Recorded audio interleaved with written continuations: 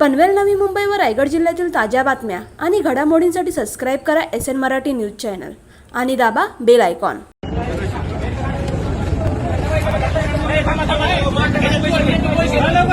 मी महेंद्र मोळकर नांदेडमध्ये आज निवडणुकीच्या काळामध्ये आज रोहित पवार यांचं पैसे वाटप चालू होतं। त्यांच्या कारखान्याचे कृषी अधिकारी म्हणून भूमिके साहेब आहेत, तिथं पैसे वाटताना आणि त्यांनी पुन्हा कुणाला शिक्षित पैसे वाटण्याची लिस्ट वाटली।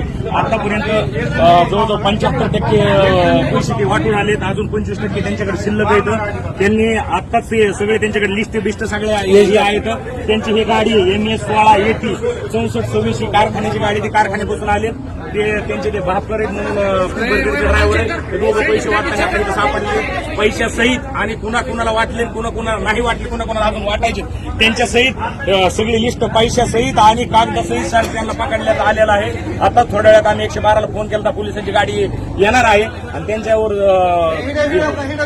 उर्वरित सगळी कारवाई आता पुढे होणार आहे।